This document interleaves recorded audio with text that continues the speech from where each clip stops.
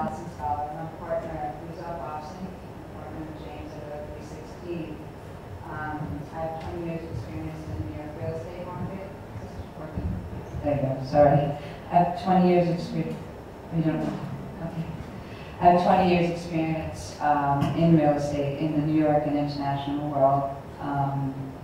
And we handle somewhere between 200 to 300 transactions a year. I develop buildings in New York, in Florida, in Las Vegas. And New York is the most stable market in the States by far. And there's a lot of reasons for that. One, you have an international community that wants to come to New York for various reasons. Two, in the apartment buildings, you may or may not know, but New York restricts the percentage that you're allowed to mortgage. So that has made sure that New York did not go down by the way of Florida or Las Vegas, as you may have read about. So the credit crisis only affected new construction much more than it did resales, and there's a very big market in New York for resales. So it's important to understand what types of properties are in New York to understand what the best type of property your clientele can own or wants to own. There are traditional houses, you may have heard of brownstones, townhouses, there are also houses. There are condominiums, which I call vertical suburbs. Basically, everybody within the building has a deed and pays their own real estate taxes, and there are common charges for the doorman, the parking garage, and facilities like that. And then we also have what we call co-ops. Europe considers them leaseholds, where individuals are buying stocks in a corporation that own property, and you get a lease for your apartment.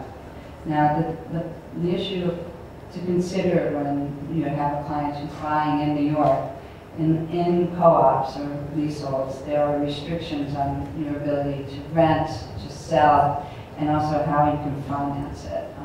And oftentimes, even farmers are not allowed in co-ops. They will be rejected by the board because they do not want pied-à-terres or investment properties in their buildings. So it's really important that you know how to structure the purchase, both from the legal aspect and also from the sales aspect of what you're showing your clients. Now, from the legal point of view, it also is important to know what type of investment the client is interested in. Are they interested in keeping the property, for example, in their family? They're going to buy a jewel property like at the Ritz-Carlton, they could buy the Plaza, and they're going to keep that and let their family use it and pass it on to the family. I would suggest setting that up as a trust, so to facilitate a very easy transfer amongst the family and also to lower tax implications. New York is famous for its taxes, and there are ways of structuring deals to make the tax implications as low as possible. The other way that I would suggest to foreign investors, if you're just looking to rent out property or maybe use the property sometimes for your family and rent it out, is to set up a New York State corporation or a limited liability company and have that company run the apartment. And you can have a company like 316 to manage your apartment for you very easily. They can rent it out for you, they can clean it up for you, and they can take care of it. There's a very obnoxious tax called the foreign FIRPTA tax, and you should always be aware of this tax. If you're a foreigner under the IRS code, you will have to pay 10% of the purchase price to the IRS at the closing. There's no waiting, there's no write-off, there's nothing. But if you set up a New York LLC or any LLC in the States, that is considered the entity that owns that property and is not a foreigner under the IRS code. Same for a trust. So it is very important that you get an attorney involved early on if you're going to come to the States to structure a real estate portfolio. And then, of course, there's management of properties.